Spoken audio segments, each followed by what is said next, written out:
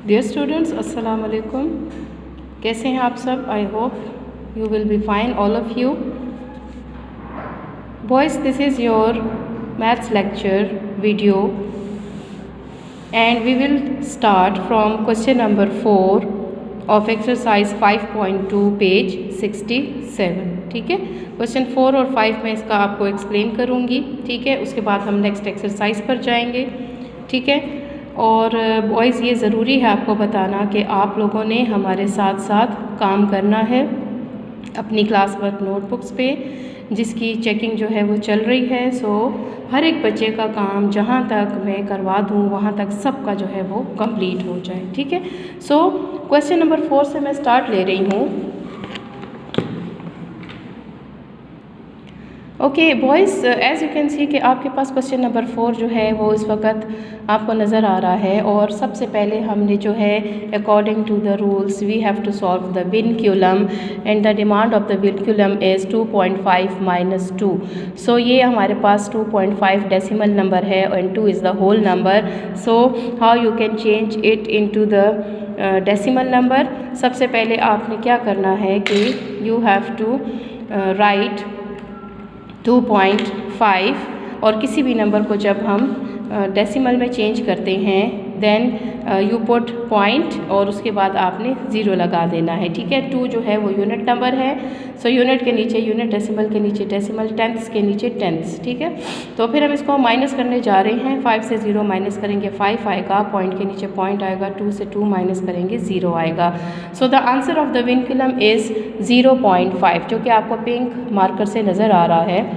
और बाकी सारा क्वेश्चन जो कि आपको पर्पल मार्कर से नज़र आ रहा है वो बिल्कुल जो है एज़ इट इज़ हमने लिख लिया। ठीक है, अच्छा, अब विनक्यूलम का सलूशन हो चुका है, विनक्यूलम जो है सॉल्व हो चुकी है, इसलिए हमने उसे रिमूव कर दिया। ठीक है, विनक्यूलम जो है वो आपके पास सॉल्व हो गई और उसका आंसर आया 0.5। ठीक है, 2.5 - 2 हमने रफ वर्क में किया और हमारे पास इसका आंसर आ गया 0.5। अब किसकी टर्न है? अब टर्न है मेरे पास राउंड ब्रैकेट की। ठीक है, तो राउंड ब्रैकेट की डिमांड है 1.5 + 0.5।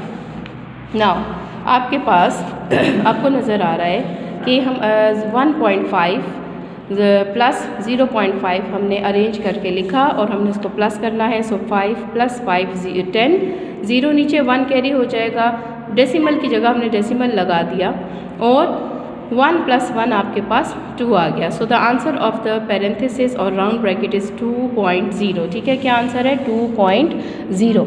अब ये पूरी पैरेंथेसिस सॉल्व हो गई है और इसकी जगह हमने आंसर लिख दिया 2.0। बाकी सारा क्वेश्चन जो है आपको एज़ इट इज़ नज़र आ रहा है। ठीक है, अब आपके पास किसकी टर्न है? करली ब्रैकेट की टर्न है। नाउ इसकी डिमांड है 2.05 - 2.0। ठीक है, अब आपने देखें इसको सॉल्व करना है तो आप क्या करेंगे? पहले लिखेंगे 2.05 और इसके नीचे हम अरेंज करके लिखेंगे 2.0 और इसको हमने क्या करना है? माइनस करना है। ठीक है, सो आपके पास यहाँ कोई भी डिजिट नहीं है, आप खुद से यहाँ 0 पुट कर सकते हैं, इससे कोई फ़र्क नहीं पड़ता। ठीक है, अच्छा, अब 5 से माइनस करें 0, 5 आ जाएगा, 0 से 0 माइनस करें, पॉइंट लगा लें डेसिमल, 2 से 2 माइनस करें, आपके पास 0 आ गया। So what is the answer of करली ब्रैकेट? It is 0.05। अब आपके पास है स्क्वायर ब्रैकेट। अच्छा जी, स्क्वायर ब्रैकेट की डिमांड है 1.75 + 0.05। ठीक है, सो 1.75 एंड 0.05। ठीक है, इसको हमने क्या करना है? प्लस करना है। ठीक है, नाउ 5 और 5 10 हो जाएंगे, 1 आपके पास कैरी हो गया, 7 + 1 आपके पास 8 हो गया, पॉइंट लगाया, आपके पास आ जाएगा यहाँ 1 + 0 1। So what is the answer of square bracket? That is 1.80। Now last में आपके पास है डिवीजन, 9.25 डिवाइडेड बाय 1.80। सही है, अब आपने इसको डिवाइड करना है। ये मैंने आपके लिए सॉल्व करके रखा हुआ है। सबसे पहले in the rough work you will write 9.25 divided by 1.80। Then हम डेसिमल हटाएंगे, नीचे 100 आ जाएगा, ऊपर हमारे पास क्या नंबर रह गया? 925 by 100 divided by 180 divided by 100। अब डिवीजन को हम चेंज करेंगे मल्टीप्लिकेशन में और रेसिप्रोकल लेंगे नेक्स्ट फ्रैक्शन का। 180 बाई 100 है तो ये हो जाएगा 100 बाई 180। सही है। अच्छा, अब इन दोनों की हम कटिंग कर देंगे। 100 1 जार 100 1 जार। यहाँ पे जो कटिंग हम कर रहे हैं वो 5 के टेबल से कर रहे हैं। 180 है, 180 को मैंने जो है इसकी कटिंग की है 5 के टेबल के साथ। कैसे? 5 3 जार। चलिए हम यहाँ कर लेते हैं ताकि आपको ये चीज़ क्लियर हो जाए। 180 को हम 5 से डिवाइड कर रहे हैं। 5 3 जार 15। ठीक है, 5 से 8 से 5 माइनस करें 3 आ जाएगा। ऊपर से हम 0 ले लेंगे। 5 6 जार 30। सही है। नाउ अच्छा, क्या आ गया मेरे पास आंसर? 36, यानी 5 36 जार 180 और 185 है तो 185 की कटिंग भी हमने 5 के टेबल से की है। कैसे की है देखते जाएं सब बच्चे। यहाँ पे ये आपके पास है 925 को हम 5 से डिवाइड करते हैं। सो 5 1 जार 5, 9 से 5 माइनस करें आपके पास 4 आ जाएगा। ऊपर से हमने 2 ले लिया।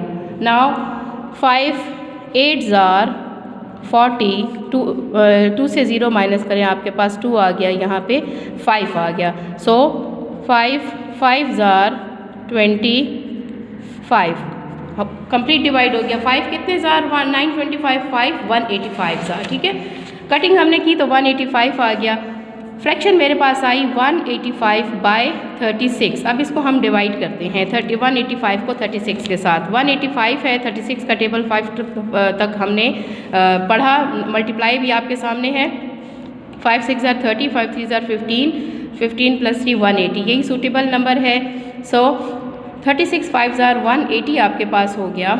सो माइनस किया तो 5 आ गया। पॉइंट लगा लिया क्योंकि हमें 0 चाहिए। पॉइंट से 0 लिया, 50 बन गया। 36 1 जार 36 माइनस किया।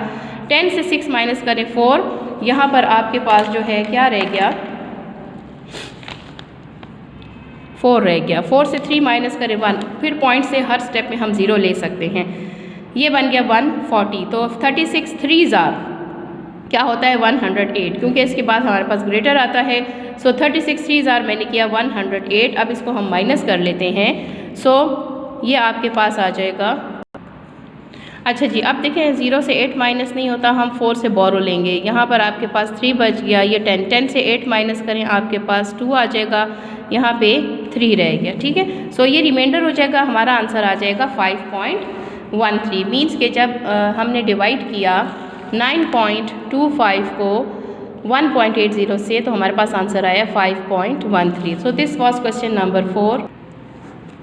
Okay boys, this is your question number 5। ठीक है, क्वेश्चन नंबर 5 में भी हमारे पास विनक्यूलम है और विनक्यूलम की डिमांड जो है that is to subtract 0.4 from 1.9, यानी 1.9 में से हमने 0.4 को माइनस करना है। As you can see here 1.9 ऊपर लिखा, ये बड़ा नंबर है, और 0.4 को हमने अरेंज करके नीचे लिखा। 9 से 4 माइनस करें 5, डेसिमल की जगह डेसिमल पुट किया और 1 से 0 माइनस करें 1। So the answer of vinculum is 1.5।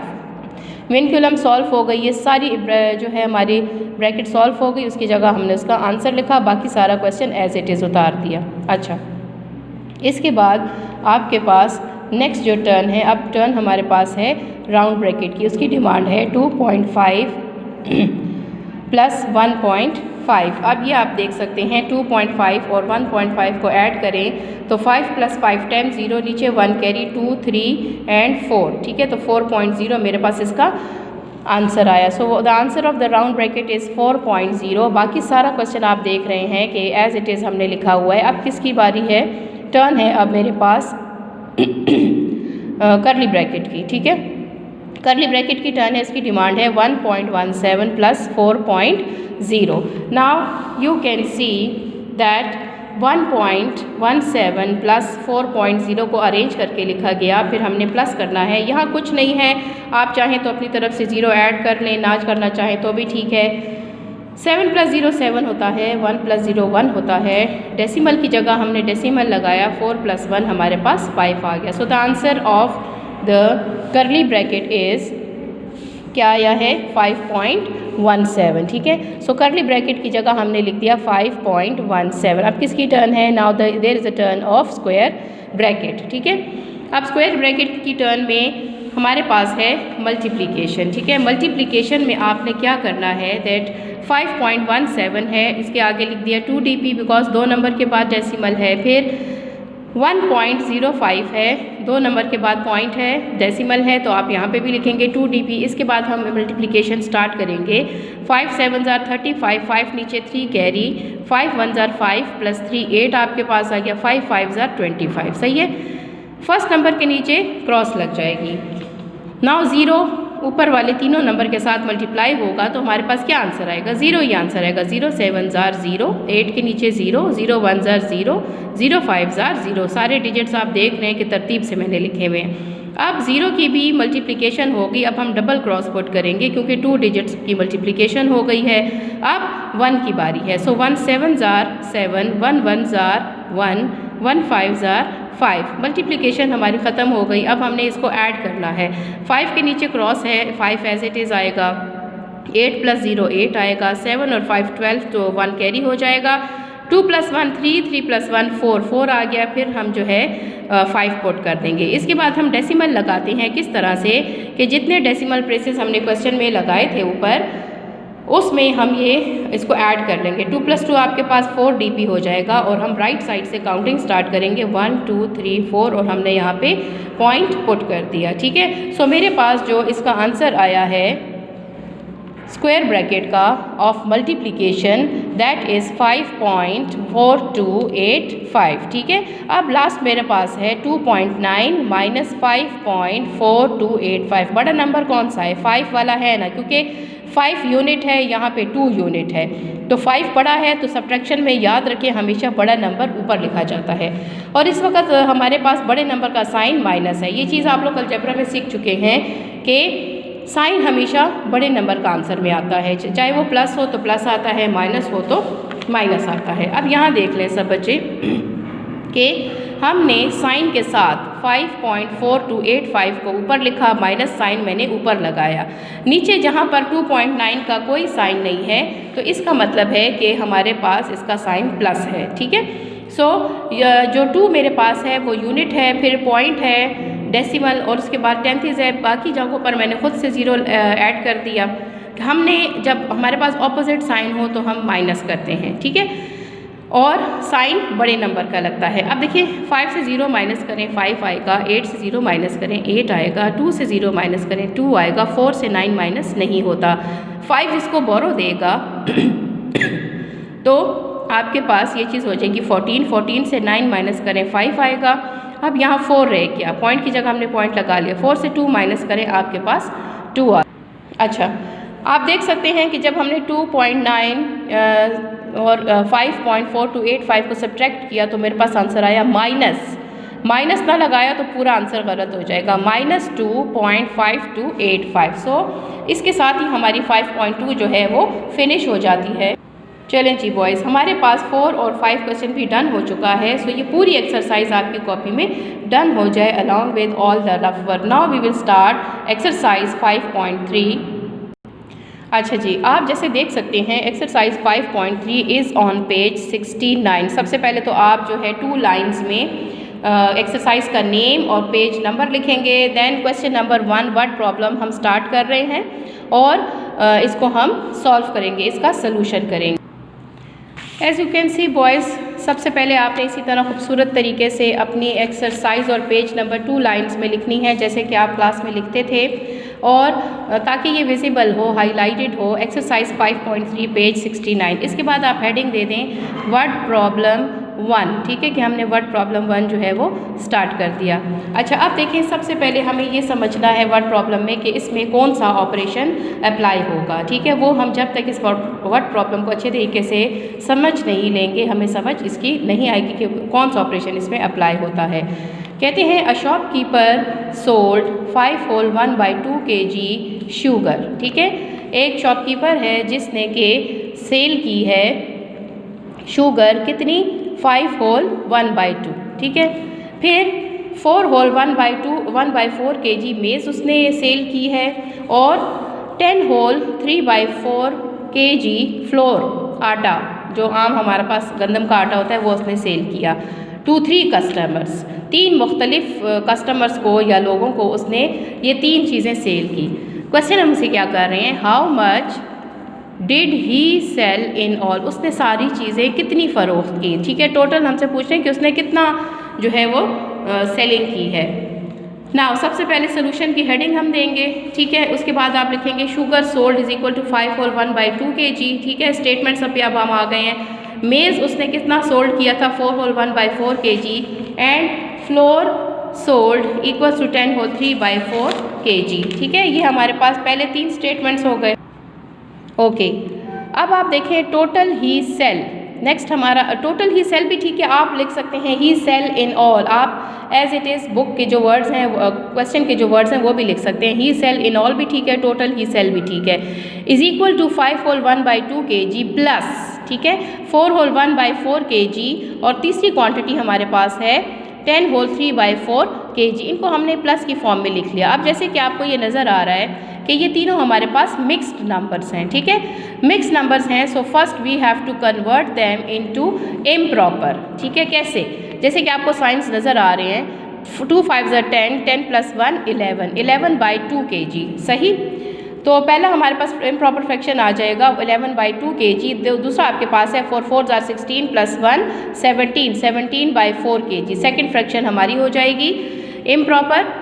Plus then 10 whole 3/4 है, 4 10s are 40, 40 + 3 43/4 kg। सही है, अब हमने फर्स्ट स्टेप में इसको चेंज किया इनटू इम्प्रॉपर। नेक्स्ट में हम LCM ले लेंगे। ठीक है, LCM आपके पास है ना 2 4 4 का LCM हम लेंगे। 2 1s are 2, 2 2s are 4, 2 2s are 4, then again 2 1s are 2, 2 1s are 2, LCM आप करेंगे 2 × 2, तो आपके पास LCM आ गया 4। ठीक है, जो कि हमने एक सिंगल कॉमन फ्रैक्शन की लाइन लगा के तो उसको लिख लिया। सही,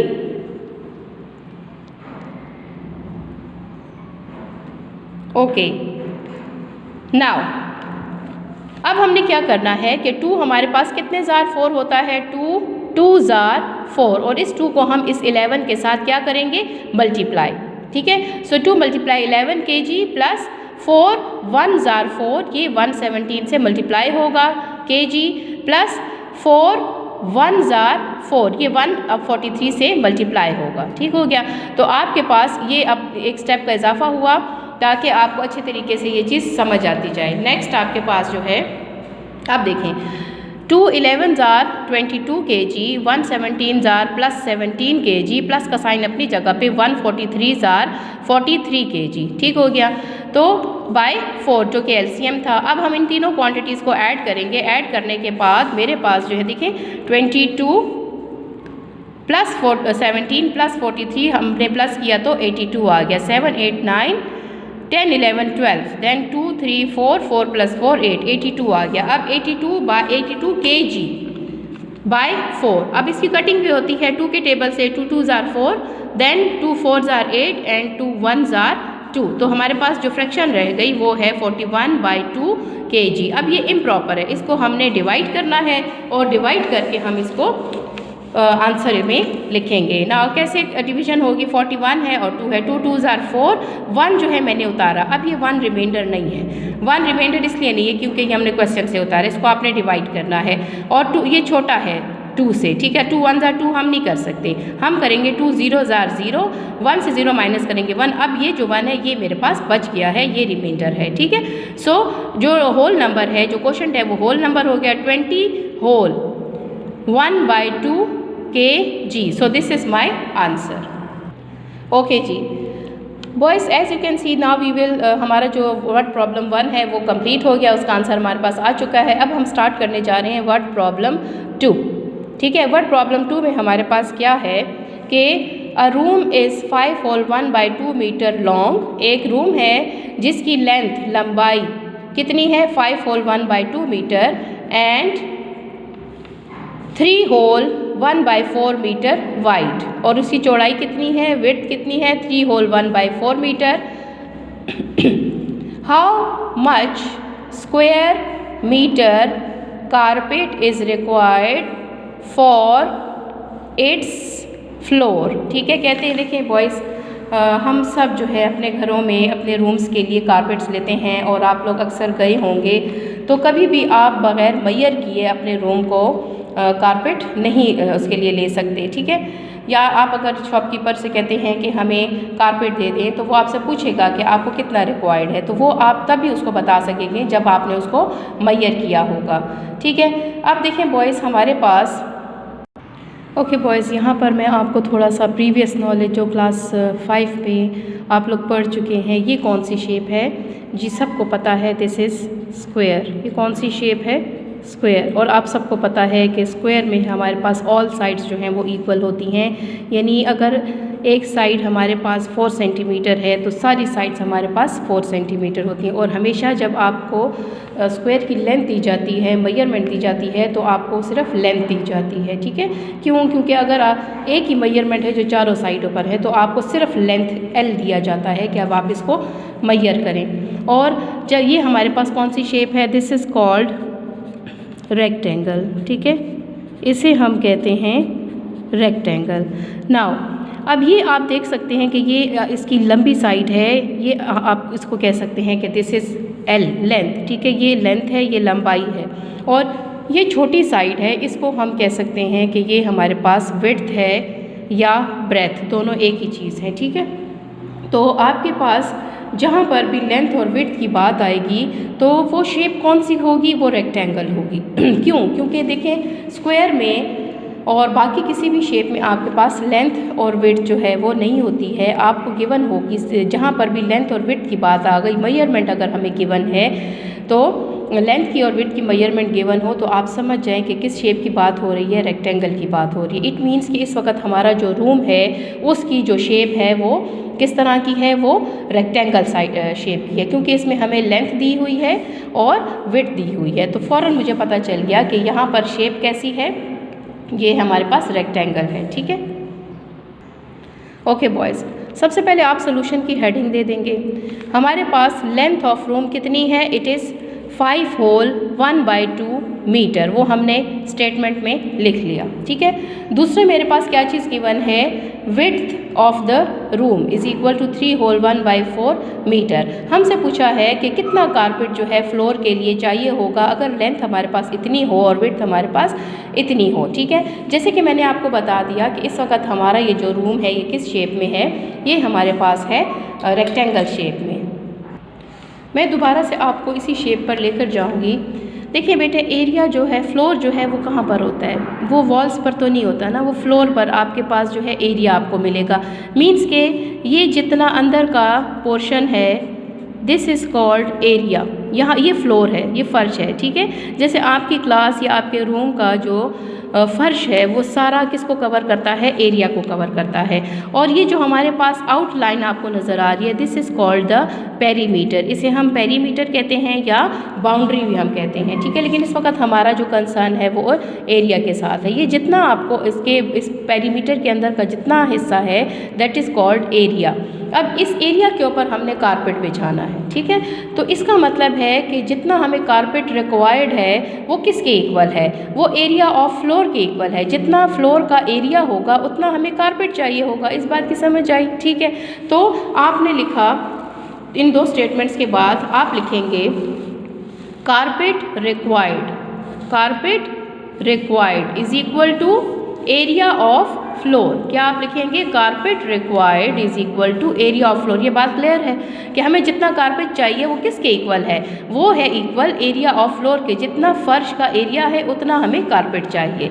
अब इस वक्त हमारा जो एरिया ऑफ फ्लोर है वो किस शक्ल का है? वो रेक्टेंगल शेप का है। ठीक है, तो नेक्स्ट आप लिखें एरिया ऑफ फ्लोर यानी फर्श का जितना भी एरिया है वो इस वक्त किसके इक्वल है? एरिया ऑफ रेक्टेंगल के, क्योंकि हमारे पास इस रूम की शेप कैसी है? रेक्टेंगल है। ठीक है, so area of floor is equal to area of rectangle. अब बॉयज़, हमारे पास जो फार्मूला है एरिया ऑफ रेक्टेंगल का, बॉयज़ छोटी क्लासेस में हम ये भी पढ़ चुके हैं कि हमारे पास एरिया ऑफ रेक्टेंगल का फार्मूला है L मल्टीप्लाई बाय B। क्या फार्मूला है एरिया ऑफ रेक्टेंगल का?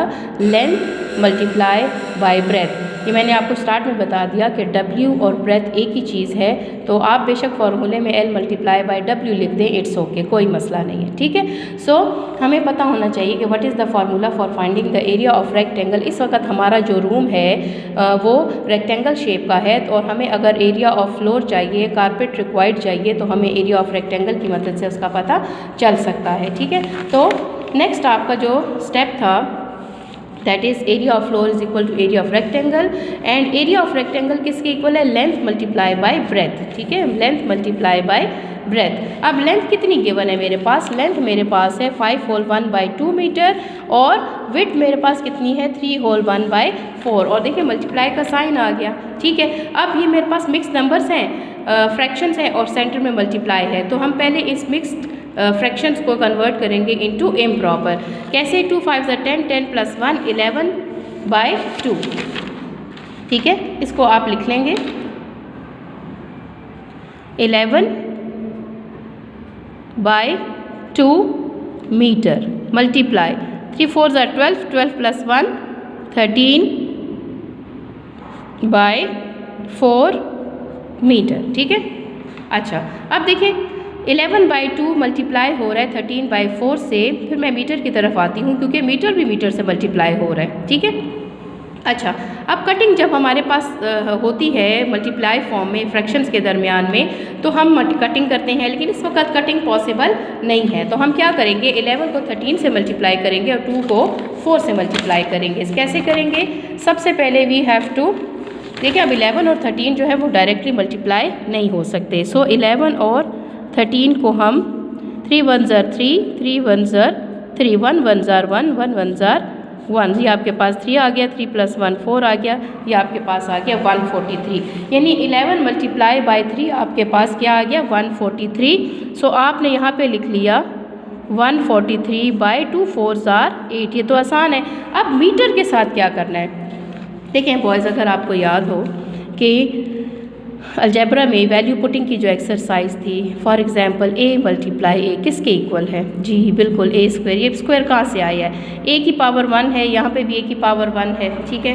तो जब हमारे पास वेरिएबल मल्टीप्लाई होते हैं तो पावर उसकी ऐड होती है, और पावर हमें ये बताती है कि ये नंबर कितने टाइम्स मल्टीप्लाई हो रहा है। फॉर एग्ज़ाम्पल अगर आपके पास है a मल्टीप्लाई a, अब 3 टाइम्स है तो a की पावर क्या हो जाएगी 3 हो जाएगी। इसी तरह जब m मल्टीप्लाई बाय m होगा तो क्या होगा, m² होगा ना, ठीक है। तो यहाँ पे भी हमारे पास m मल्टीप्लाई बाय m हो रहा है, तो सिर्फ ये m नहीं रहेगा, ये बन जाएगा m², ठीक है। हमेशा जब भी आपसे एरिया की डिमांड की जाती है तो उसका जो यूनिट है वो स्क्वायर फॉर्म में होता है, मीटर स्क्वायर फॉर्म में होता है, ठीक है। अच्छा, ये आपको फ्रैक्शन नज़र आ रही है कि it is the improper fraction, improper fraction है ये, इसको आप कन्वर्ट करेंगे इनटू मिक्स्ड नंबर, ठीक है, बाय डिवाइडिंग, ठीक है। अच्छा, ये अब आपका रफ वर्क है, हम 1 जो है छोटा है, हम इसको 0 दे देंगे, 1 ने 4 को मिलाया 14 बन गया। अब हम टेबल पढ़ सकते हैं, 8 1 8, 8 2 16, सो वी विल राइट 8 1 8, ठीक है। 14 से 8 माइनस करने 6 आ जाएगा, यहाँ पे 3, जी 8 कितने ज़ार, यस ओके, 8 8 64 होता है, सो 8 7 56, ठीक है, क्योंकि ये सूटेबल नंबर है, 64 बड़ा है।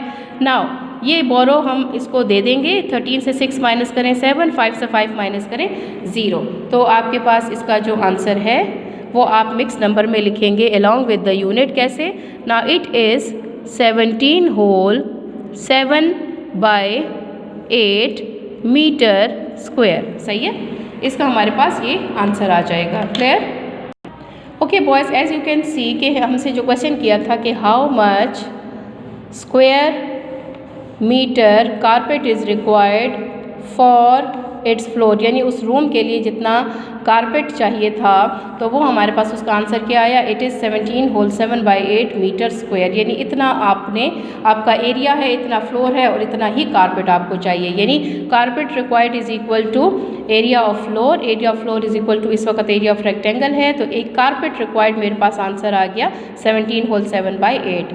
ओके, अब हम जाते हैं वर्ड प्रॉब्लम नंबर 3 पर। Okay boys, question 1 word problem हो गया। वर्ड प्रॉब्लम नंबर 2 हमने कर लिया। अब हम करेंगे वर्ड प्रॉब्लम नंबर 3।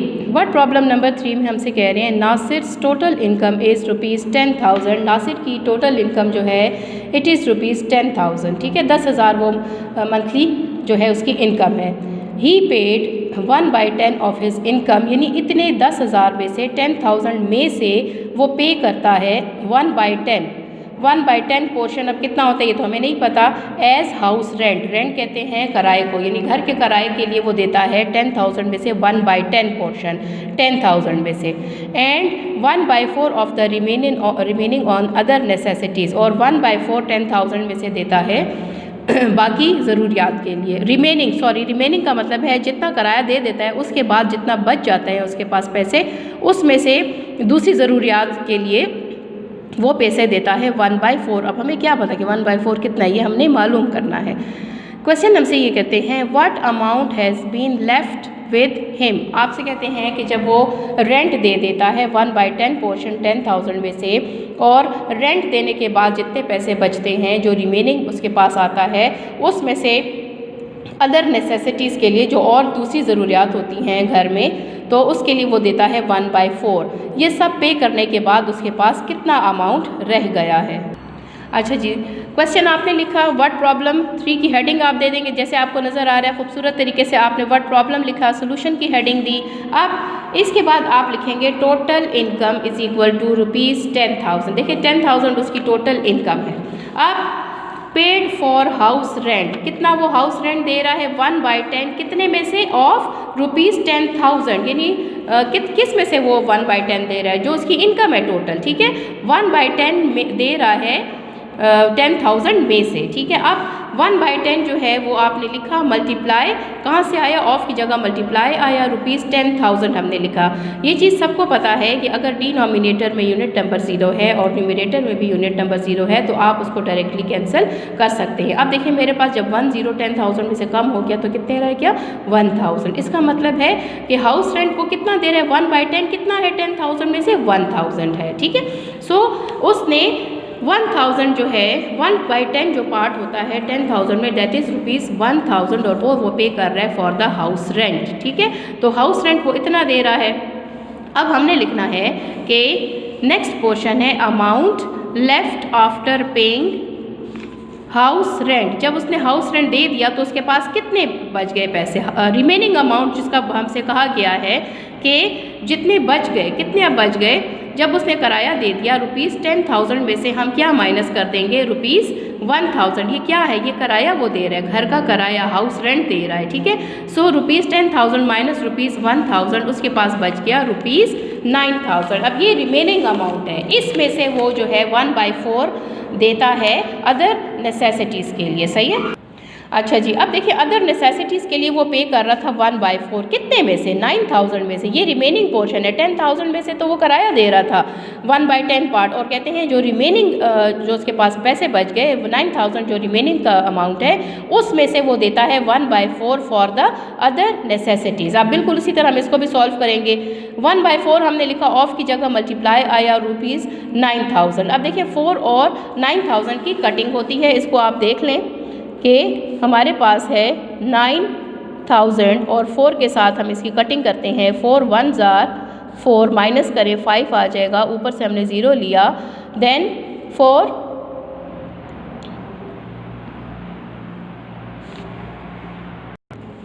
ओके जी सॉरी ये 9 है तो हम करेंगे 4 2s are 8, 9 से 8 माइनस करें 1 आ जाएगा, ऊपर से हमने 0 लिया, देन अगेन 4 2s are 8 आपके पास आया, 10 से 8 माइनस करें 2 आ गया, नेक्स्ट 0 हम ले लेंगे। Now 4 5s are 20। ठीक है, देखें एक 0 हमारे पास यहाँ आ गया, दूसरा 0 मेरे पास यहाँ आ गया, अभी भी मेरे पास डिवीज़न के लिए 1 0 बाकी है, वो हमने नीचे उतारा।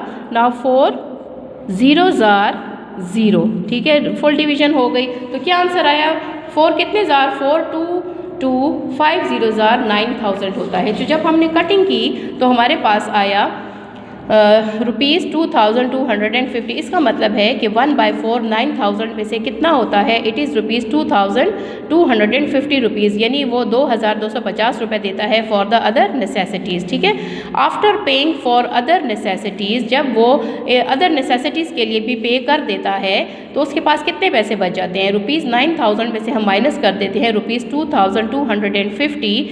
तो देखिए हमारे पास माइनस कर लेते हैं, ठीक है, 9,000 में से 2250 माइनस हो जाएगा।